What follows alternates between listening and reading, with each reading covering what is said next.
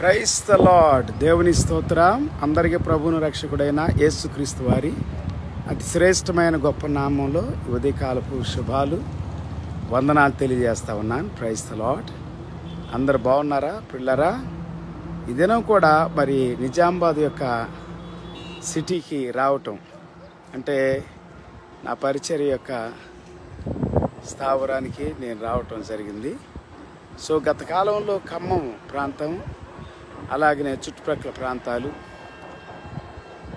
అలాగనే హైదరాబాదు, నిన్నటి దినం కూడా హైదరాబాద్లో ఉండటం జరిగింది.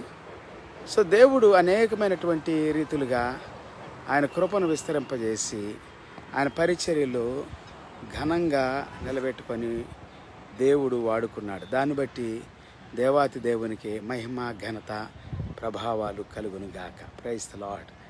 ఈ దినం అందరు బాగున్నారా? ప్రతి ఒక్కరు బాగుండారని నమ్ముతూ మీ కొరకు ప్రతిదినం దేవుని సన్నిధానంలో దేవుని స్తుతించడానికి దేవుడు నాకు ఇచ్చినటువంటి ఈ గొప్ప కృపను బట్టి దేవాతి దేవునికి మహిమ ఘనత ప్రభావాలు కలుగును గాక. పిల్లరా, కొన్ని విషయాల్ని ఈ దినం మనం మాట్లాడుకోవాలి. దేవుడు మనతో మాట్లాడే దేవుడు. God is speaking God. Praise the Lord. దేవుడు మనతో మాట్లాడతాడు. ఎస్, ఆయన మాట్లాడతాడు. ఆయన మన హృదయాలను దర్శిస్తాడు, మన యొక్క జీవితాలను బలపరుస్తాడు. Praise the Lord. బైబిల్ గ్రంథంలో యేసుక్రీస్తు వారు ఒక మాట చెప్పారు. లూకా సువార్త 18వ అధ్యాయము 9వ వచనం దగ్గర నుండి కొన్ని వచనాల్ని నేను చాలాసార్లు మీకు చదివించడం జరిగింది. యేసు ప్రభువారు 9వ వచనంలో ఏమంటున్నారంటే, తామే నీతిమంతులమని తమ్మును తాము నమ్ముకొని ఇతరులను తృణీకరించు కొందరితో యేసు ప్రభువారు ఈ ఉపమానం చెప్పాను అని అక్కడ వాక్యంలో ఉంది. యేసు ప్రభువారు ఒక ఉపమానం చెబుతా ఉన్నారు. ఏ ఉపమానం అంటే అది తామే నీతిమంతులు అనుకుంటారంట, ఇతరులను తృణీకరిస్తారంట. రెండు విషయాలు మనం ఇక్కడ చూస్తున్నాం. మొట్టమొదటిగా తామే నీతిమంతులు అనుకుంటారు, రెండవదిగా ఇతరులను తృణీకరిస్తారు. సరే, తమను తాము నీతిమంతులు అనుకుంటే పర్లేదు, కానీ ఇతరులను తృణీకరించడం ఏంటి? ఎవరిచ్చారు హక్కు, అధికారం? అది ఘోరమైన పాపం. అందుకే యేసు ప్రభువారు ఆ ఉపమానాన్ని చెబుతూ ఉన్నారు. ఇద్దరు మనుషులు ప్రార్థన చేయడానికి మందిరంలోనికి వెళ్ళారు. మందిరంలోకి వెళ్ళినటువంటి వారిలో ఒకడు పరిసయ్యుడు, ఇంకొకడు సుంకరి. సో పరిసయ్యుడు ఏమంటున్నాడంటే, నేను చోరుల వలెనైనను అన్యాయస్తుల వలెనైనను ఇంకా వ్యభిచారి వలెనైనను ఇతరుల వలె ఉండనందుకు, ఈ ప్రక్కనున్నటువంటి ఈ సుంకర వలె నేను ఉండనందుకు నీకు స్తోత్రాలు అని అంటూ ఉన్నాడు. అంటే తానే నీతిమంతుడు అనుకుంటున్నాడు. కొంతమంది తమను గురించి గొప్పలు చెప్పుకుంటారు, ఎక్కువ చెప్పుకుంటారు, ఉండదానికంటే ఎక్కువ చెప్పుకుంటారు, చాలా ఎక్కువ చెప్పుకుంటారు. పిల్లరా, మీకు తెలుసో తెలియదో కానీ ఇక తమంతటి వాళ్ళు ఈ భూమి మీద ఎవ్వరు లేరు అనుకుంటారు. పరిసయ్యుడి యొక్క స్వభావం అది అని నేను చాలాసార్లు చెప్పుకుంటూ వస్తూ ఉన్నాను.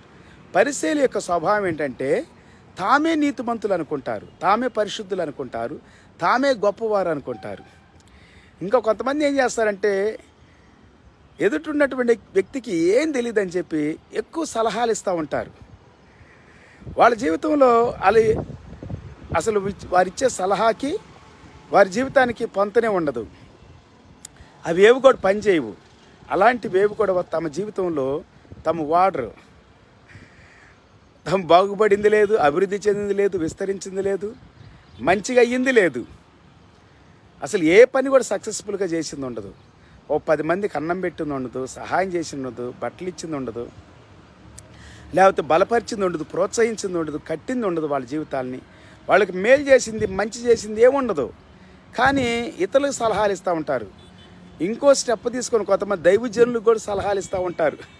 పాస్టర్ గారు, అయ్యగారు ఇలా చేస్తే బాగుంటుంది, అలా చేస్తే బాగుంటుంది, ఇది బాగుండదు అయ్యగారు, అది మంచిగా లేదు అయ్యగారు అని చెబుతూ ఉంటారు. అయ్యగారికి సలహాలు ఇస్తూ ఉంటారు. ఈ గ్రూప్ ఇంకో గ్రూపు. ఇట్లా ఏం చేస్తారంటే వాళ్ళే గొప్పోళ్ళు అనుకుంటారు, వాళ్ళే మంచోళ్ళు అనుకుంటారు, వాళ్ళే నీతిమంతులు, జ్ఞానవంతులు, తెలివైన వాళ్ళు, బుద్ధి కలిగిన వాళ్ళు అనుకుంటారు. ఇతరులని తృణీకరిస్తారు. ఇంకో కొంతమంది తృణీకరించటం పిల్లారా, తక్కువగా చూడటం. ఇది ఇప్పుడు కాదు పిల్లారా, ఆది కాలం నుండి గమనిస్తూనే ఉన్నాం. కయ్యను హేబేలును తృణీకరించాడు. అతని బలిని చూసి అసూయపడ్డాడు. అక్కడ ఒక అసూయ కనపడినా కానీ అతను తృణీకరిస్తూ ఉన్నాడు, ద్వేషిస్తూ ఉన్నాడు, దూషిస్తూ ఉన్నాడు. అదేం చేసిందంటే అతన్ని చంపటానికి కూడా, హేబేలుని చంపటానికి కూడా వెనకం చేయలేదు. అలాగనే మనం యోసేపును గమనించినట్లయితే అన్నదమ్ములు తృణీకరించారు, అన్నదమ్ములు ద్వేషించారు, దూషించారు, పగబట్టారు. చంపటానికి కూడా వెనకం చేయలేదు పిల్లారా. గోతులో పడేశారు కూడా, తర్వాత అమ్మివేశారు. చూడండి ఎంత అవమానించారు.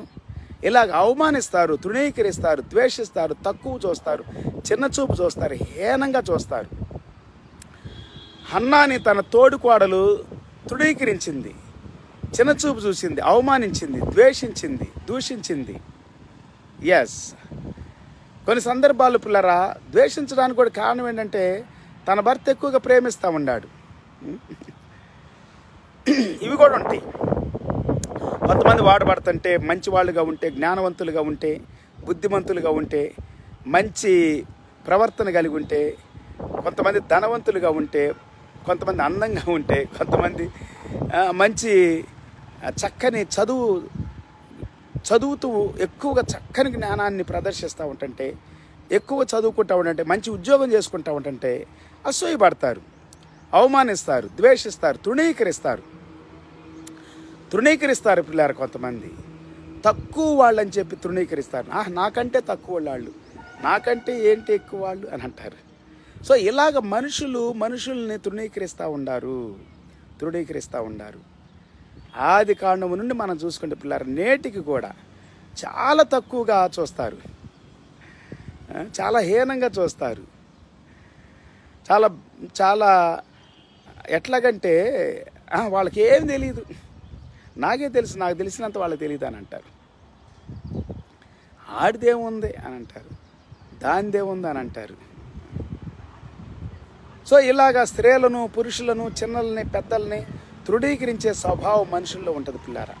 అదే యేసు ప్రభు చెప్పింది లూకాసు సువార్త 18:9 దగ్గర నుండి. పరిసేయుడు సుంకరుని తృణీకరిస్తూ ఉన్నాడు. వీడు చాలా తక్కువ వాడు, వీడు హీనుడు, నీచుడు.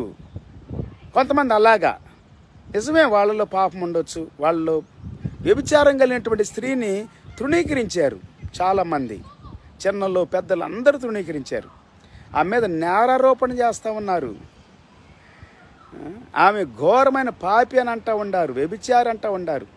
మరి ఆ వ్యభిచారం చేసిన అంటే ధర్మశాస్త్రం వ్యభిచారం చేసిన వాళ్ళు రాళ్ళతో కొట్టి చంపాలని ఉంది కదా. నేను చాలాసార్లు మీతో చెప్పుకుంటూ వచ్చాను. మరి ఆ వ్యభిచారం చేసిన వాడిని ఇద్దరిని చంపమని ఉంది బైబిల్లో, ఒక్కళ్ళని కాదు, ఇద్దరిని చంపాలని ఉంది. ఇలాగ పిల్లారా తృణీకరిస్తారు, ద్వేషిస్తారు, దూషిస్తారు, అవమానిస్తారు, నిందిస్తారు, తక్కువగా చూస్తారు, తప్పులు పడతారు, అబద్ధ సాక్ష్యాలు చెబుతారు, నేరాలు మోపుతారు, మనుషుల్ని చాలా హీనంగా చూస్తారు కొంతమంది. ఇంకొక వ్యభిచారి స్త్రీ యేసు ప్రభుని అనాయింట్ చేస్తూ ఉంది. పరిసేయుడు అయినటువంటి సీమోను తృణీకరిస్తూ ఉన్నాడు, ఆమెని అవమానిస్తూ ఉన్నాడు, తన మనసులో హీనంగా మాట్లాడుకుంటూ ఉన్నాడు. ఈమె పాపాత్మురాలు, యేసు ప్రభువుని కూడా హీనంగా మాట్లాడుతున్నాడు, తృణీకరిస్తున్నాడు. ఈయన నిజంగా ప్రవక్త అయితే ఈమె యువతియో ఆయన తెలుసుకొని ఉండును ఇప్పటికే అని అంటున్నాడు. చూసారు, యేసు ప్రభు తెలీదా? ఆయనకు అన్నీ తెలుసు, కానీ ఆయన తృణీకరించడు, త్రోసివేయడు, ఎవరిని తృణీకరించడు, ఎవరిని కూడా. ఎంత చిన్నవాళ్ళైనా కానీ హీనమైన, నీచమైన, నికృష్టమైన, పాపిష్ట జీవితంలో ఉన్నవారినైనా, పాపం చేసేవాళ్ళని చూస్తే తృణీకరిస్తున్నావా? దొంగతనం చేసేవాళ్ళు, వ్యభిచారం చేసేవాళ్ళు, త్రాగేవాళ్ళు, అబద్ధికులు, దొంగలు ఉన్నారు, మోసగాళ్ళు. తృణీకరించవద్దు, ప్రార్థన చేయ వాళ్ళ కొరకు, వాళ్ళని దేవునికి అప్పగించు. దేవుని సన్నిధికి అప్పగించు. ఏమో దేవుడు ఎప్పుడు ఎవరు ఏ అద్భుతం చేస్తాడో మనకు తెలియదు పిల్లారా.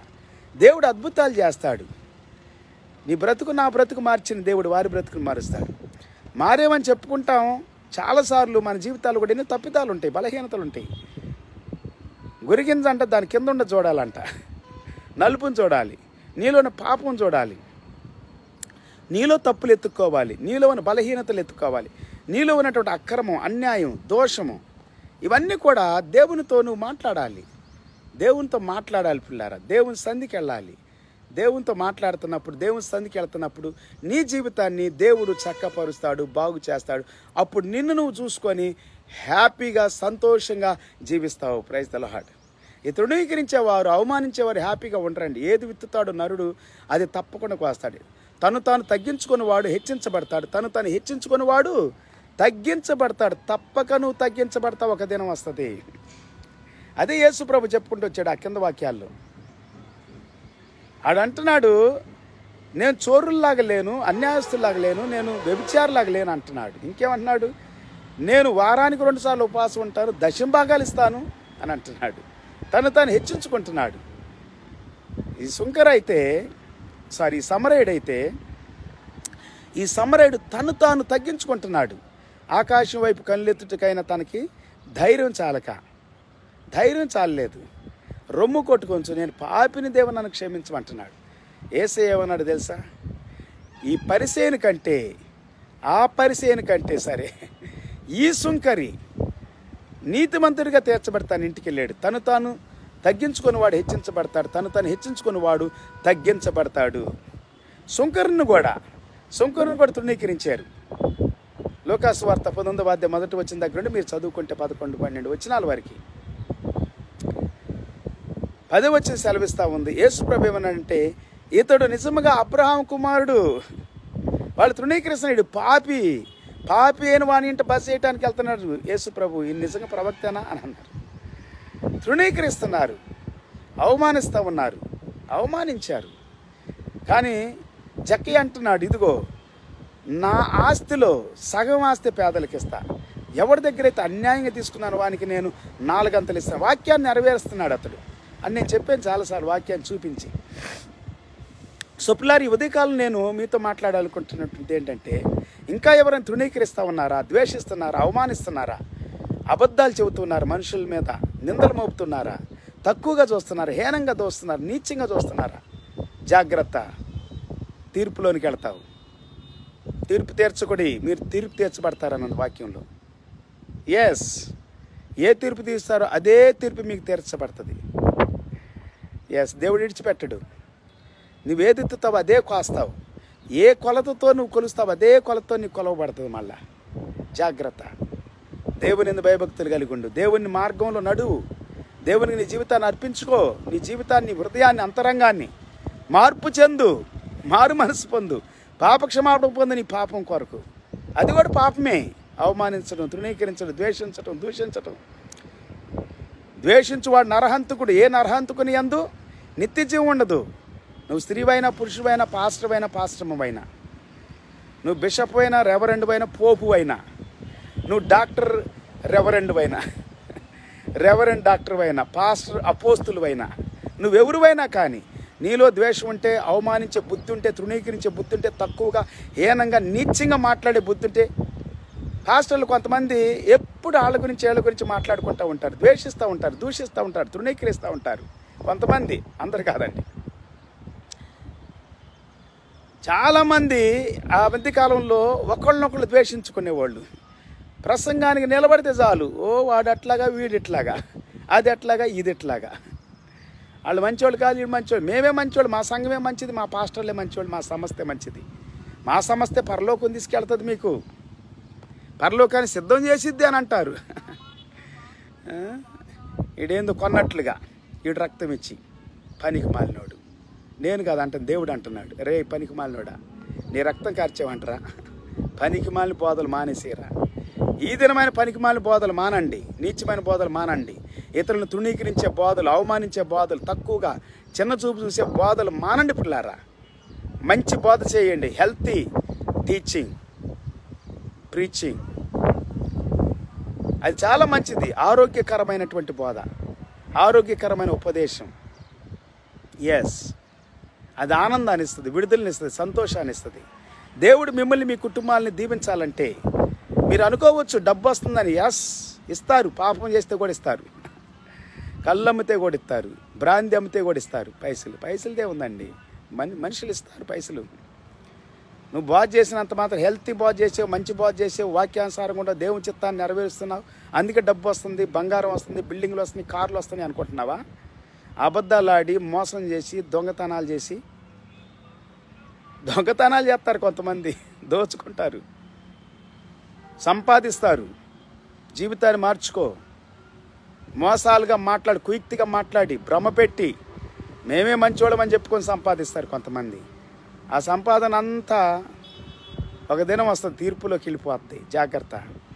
నువ్వు కడుతుంది ఏదో, ఏ విధంగా కడుతున్నావు, మట్టితో కడుతున్నావు, రాయితో కడుతున్నావు, బంగారంతో కలుతావు, విలువైన వెలగల రాళ్ళతోను, ప్రశస్తమైనటువంటి వాటితో నువ్వు ఎట్లాగానే కట్టు. ఒక దినం వస్తుంది, అగ్ని కణాలు కుమ్మరించబడతాయి. జాగ్రత్త. అగ్ని వేయబడుతుంది, పరీక్షించబడుతుంది అగ్ని చేత. ఒక దినం వస్తుంది. జాగ్రత్త నా ప్రియ సహోదరి సహోదరుడా, దేవుని బిడ్డ జాగ్రత్త. సేవకుడా జాగ్రత్త. అనుకుంటున్నావా బాగుందిలే, సేవ ఉందిలే, మంచిగా ఉందిలే, ప్రజలు వింటున్నారులే అని. ఒక దినం వస్తే తీర్పులోకి వస్తావు. జాగ్రత్త. వాళ్ళని సంతోషపెట్టడానికి, వాళ్ళని హ్యాపీ చేయటానికి బోధలు చేస్తున్నావా, సేవ చేస్తున్నావా, సంఘాలు కడుతున్నావా, నేను బాగా చేస్తున్నా అనుకుంటున్నావా? జాగ్రత్త దేవుని బిడ్డ. నేను బాగానే ఉన్నానులే, దేవుడు దీవిస్తున్నాడులే, దశంభాగం ఇస్తున్నానులే, ఓ పాస్టర్ గారు సంతోషిస్తున్నారులే నా యందు, అందరు సంతోషిస్తున్నారు అనుకుంటున్నావు. జాగ్రత్త. అనేక కుటుంబాలు కూల్చేస్తున్నావు. జాగ్రత్త. ఎన్నో కుటుంబాలు కూల్చి నీ కుటుంబాన్ని కట్టుకుంటున్నావు, నీ జీవితాన్ని దాని మీద కట్టుకుంటున్నావు. ఒక దినం వస్తుంది, కూలిపోయే దినం వస్తుంది, మొత్తం కూడా నేలమట్టం అయిపోయే దినం వస్తుంది. జాగ్రత్త. మారు మనసు పొందు. మారు మనసు అంటే నేను ఒక విషయం చెబుతున్నా, వినండి. పాతవన్నీ కాల్చివేయబడటం, పాతవి గతించినంటే కాల్చివేయబడటం అని అర్థం. ఇదిగో అన్నీ కూడా క్రొత్తవైన ఎవరు యందు? క్రీస్తు యేసునందు మాత్రమే. 2 కొరింథీ 5:17 కాల్చివేయబడాలి. పాత ప్రాచీన స్వభావాన్ని ఇడిచిపెట్టాలి, వదులుకొని అని ఉంది బైబిల్లో. ఎఫెసీ పత్రిక 4:20 దగ్గర నుంచి చదువుకండి, 24 వరకు అద్భుతమైన మాటలు. యేసు క్రీస్తునందు మాత్రమే మనకి నిత్య జీవం ఉంది, విమోచన ఉంది. ఆయన రక్తము మన ప్రతి పాపం నుండి కడిగి శుభ్రంగా శుద్ధి చేస్తుంది. ఇదేనే నీ నోటి మాటలు, నీ నాలుగుతో చేసిన పాపము నుండి విడుదల పొందాలి. నీ చూపుతో, నీ కన్నే నీ దేహానికి దీపం. కన్ను పాడైపోతే దేహం అంతా పాడైపోయింది. జాగ్రత్త. నీ చెవులతో నువ్వు వింటున్న మాటల చేత చెవులు పాడైపోతాయి, చెవులతో పాపం చేస్తావు. ఈ చెవుల్లో చెప్పే మాట అంట లో కడుపులోకి వెళ్ళిద్దంట, చాటుగా చెప్పే మాట. మాటల చేత కొన్నిసార్లు మోసపోతావు, మాయలో పడిపోతావు. జాగ్రత్త. మోసపోకుండా చూసుకోండి. దేవుడు మోసపాడు, వెక్కిరించబడ్డాడు. జాగ్రత్త. ఓ దినం వస్తుంది, పరీక్షించబడే దినం వస్తుంది. జాగ్రత్త. ఇదను ప్రభు హెచ్చరిస్తూ ఉన్నాడు. మారు మనసు పొందండి, ప్రభు తట్టు తిరగండి, దేవుని వాక్యాన్ని వినండి, నమ్మండి, దేవుని నమ్మండి, యేసయ్యని నమ్మండి, యేసయ్య మాటలు నమ్మండి. రక్షణ ఉంటుంది, స్వస్థత ఉంటుంది, ఆరోగ్యం ఉంటుంది. Praise the Lord. అభివృద్ధి ఉంటుంది, నిజమైన అభివృద్ధి ఉంటుంది. నీతిమంతుని కలిగింది కొంచెం ఆవగింజంత ఉండ చాలు. నీకు విశ్వాసం కావచ్చు, ధనం కావచ్చు, డబ్బు కావచ్చు, బంగారం కావచ్చు. నీకు ఏమి లేకపోయినా పర్లేదు, కారు లేకపోయినా, బిల్డింగ్ లేకపోయినా, చెట్టు కింద ఉండ పర్లేదు. నీతిగా ఉండాలి, నిజాయితీగా ఉండాలి, పవిత్రంగా పరిశుద్ధంగా ఉండాలి. యేసయ్య మాటలు నమ్మాలి, యేసయ్యను అంగీకరించాలి, యేసయ్య మార్గంలో నడవాలి. అదే మనల్ని నిత్య జీవానికి నడిపిస్తుంది, పరలోకానికి నడిపిస్తుంది, దేవుని ఇంటికి నడిపిస్తుంది, దేవుని సన్నిధులు వర్ధిలింపజేస్తుంది, ఆశీర్వాదకరంగా ఫలిభరితంగా ఉంచుతుంది. దేవుని స్తోత్రం. కొద్ది మాటలు దేవుడు మన హృదయాల్లో, మన జీవితాల్లో ఆశీర్వాదకరంగా మార్చి మనల్ని వర్ధింపచేయునుగాక. ఆత్మలోను, పరిశుద్ధాత్మలోను, దేవుని సన్నిధిలోను, పరలోకపు విషయాలలో మనలను ఉన్నతులుగా ఆశీర్వదించి దీవించి వర్ధిలింపచేయునుగాక. God bless you all. Have a good and wonderful day. See you some time in God's will. Until then take care. Praise the Lord. Hallelujah. Glory to God. Amen. Hallelujah. దేవుని స్తోత్రం.